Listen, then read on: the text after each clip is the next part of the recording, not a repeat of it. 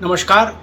उत्तर प्रदेश के मुख्यमंत्री ने कल ऐलान किया कि अब जो भी सड़कें बनेंगी उन सड़कों में गुणवत्ता की जिम्मेदारी बनाने वाले ठेकेदार या एजेंसी को लेनी होगी कम से कम 5 साल के लिए।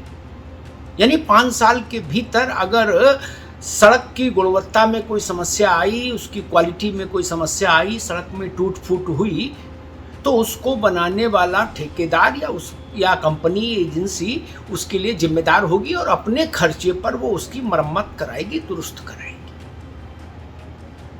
और ये बात लिखित पढ़त में एग्रीमेंट में शामिल की जाए, ऐसा मुख्यमंत्री ने निर्देश दिया। बात अच्छी है, ऐसा हो जाए तो सोने में सुहागा। लेकिन मुश्किल यह है कि अभी तक का अनुभव बताता है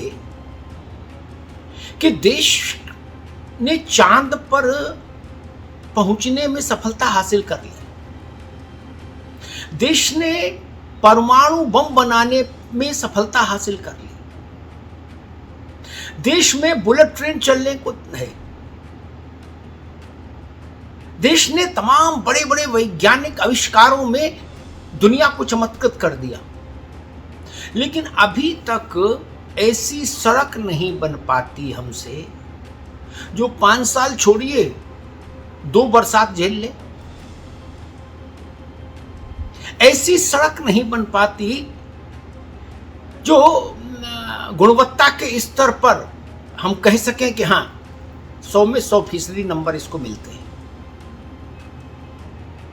बहुत 70 के दशक में वो कहा जाता था, एक चुनावी जुमला हुआ करता था कि सड़क में गड्ढा है या गड्ढे में सड़क है।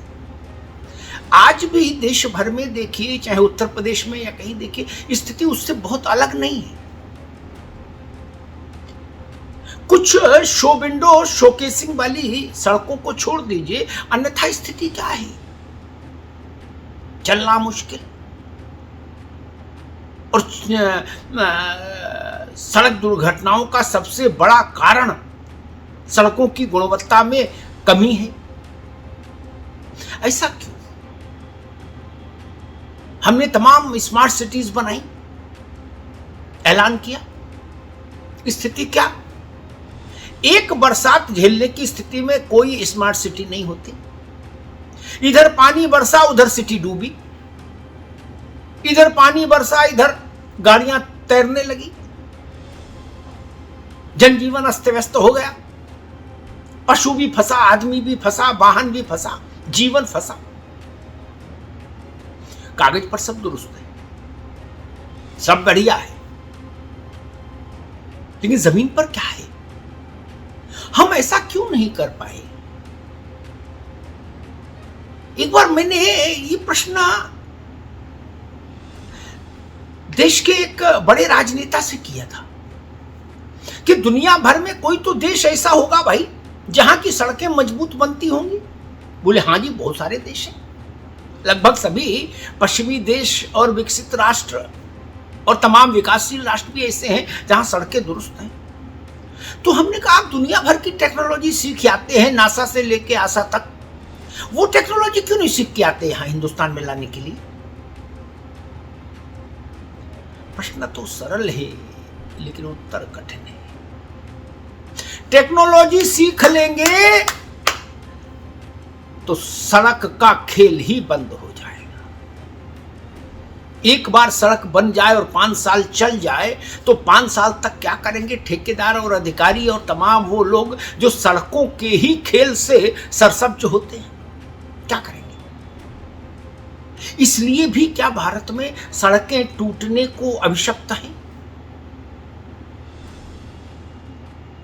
हर बरसात गड्ढा होना है, फिर उसका पैच का टेंडर होना है, फिर पैच का टेंडर जब तक एग्जीक्यूट होगा तब तक फिर दूसरी बरसात आ जाएगी। क्या यही क्रम नहीं चल रहा सब जगह?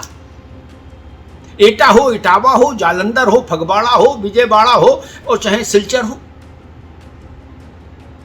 ये स्थिति है। ऐसा क्यों है? इसके पीछे कोई रॉकेट साइंस नहीं। सड़कें अच्छी बन सकती हैं, गुणवत्ता युक्त बन सकती हैं, लेकिन एक ही शर्त है भ्रष्टाचार पर 100% नियंत्रण होना चाहिए। सड़कों के खेल में सबसे बड़ी समस्या ही है। अब योगी जी ने कहा कि 5 साल की गारंटी लेनी होगी बनाने वाले को, ठीक है जी, लिख दी जाएगी कागज पर, लेकिन गारंटी तो शर्तों के अधीन होगी। आप पेनल्टी लगाओगे, ठेकेदार कोर्ट में जाएगा, वो कहेगा जी हमने तो कहा था कि जी इतने लोड की गाड़ी चलेगी तो सड़क चल रही 5 साल चलेगी, इन्होंने उससे 2 किलो ज्यादा की गुजार दी गाड़ी, इसलिए सड़क टूट गई, हमारी तो लायबिलिटी नहीं बनती। इसी तरह के तकनीकी पेचों में, मुकदमों में फंस जाएंगे मामले। क्या आप सोच सकते हैं कि ऐसा संभव है कि ठेकेदार 5 साल गारंटी ले? नहीं, ठेकेदार ने पैसा लिया, अगला अलग हुआ। इस देश में पुल ढह जाते हैं, बनते बनते गिर जाते हैं, बनने के बाद गिर जाते हैं, उद्घाटन से पहले गिर जाते हैं, उद्घाटन के बाद गिर जाते हैं, उनका कुछ नहीं हुआ आज तक। ये सड़क में गड्ढे का कौन पुरसनहाल होगा? इसलिए मुझे लगता है इसके क्रियान्वयन में मुश्किल आएगी जमीन पर। और जिस खेल में निचले स्तर पर तमाम स्टेक होल्डर हो, उसमें कौन किसको सजा दिलाएगा, यह भी मसला है। जबकि सड़क भारत में चुनावी राजनीति का सबसे प्रमुख हिस्सा है। सड़क बिजली पानी कहा जाता है, उस त्रयी का एक हिस्सा है सड़क। उसके बाद भी सड़कों की दशा नहीं सुधरी 75 साल की आजादी के बाद भी। हमने हाईवे बनाए, एक्सप्रेसवे बनाए, सुपर एक्सप्रेसवे बनाए, लेकिन सामान्य सड़कों की दशा और दिशा क्या है आप देख लीजिए।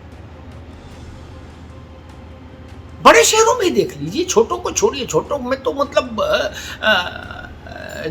जीवन, जब आप सड़क पर निकलते हैं अपने घर से तो ईश्वर को साक्षी मानकर निकलते हैं और अपने बाल बच्चों से कह के निकलते हैं कि भैया शाम को लौट आए तो ठीक है, नहीं तो समझ लेना जो है फिर अपना आगे का जीवन बिताना। ये भाव है। इसलिए मुझे लगा इस पर आज चर्चा होनी चाहिए। ये मुद्दा राजनीति का मुद्दा बनेगा, उत्तर प्रदेश में भी बनेगा। मुख्यमंत्री की घोषणा है, उस पर क्रिया होगी, प्रतिक्रिया होगी, विरोधी दल अपनी बात कहेंगे, तमाम तरह के की टिप्पणियां आएंगी। लेकिन मूल प्रश्न फिर वही, जो कहा है मुख्यमंत्री ने, उनकी मंशा को अधिकारी, ठेकेदार, निर्माण करने वाली एजेंसियां क्या ईमानदारी से जमीन पर उतार पाएंगी? यही लाख टके का सवाल है। क्यों मैं शक क्यों कर रहा हूं, मेरी शंका क्यों है? इसलिए सबको पता है बरसात कब आती है ना? उसके बाद भी हर बरसात हर शहर डूबता क्यों है? वाटर लॉगिंग क्यों होती है? उसका समाधान क्यों नहीं हुआ अभी तक? हजारों लाखों करोड़ रुपया खर्च हो गया होगा, लेकिन वाटर लॉगिंग खत्म नहीं हुई। क्यों?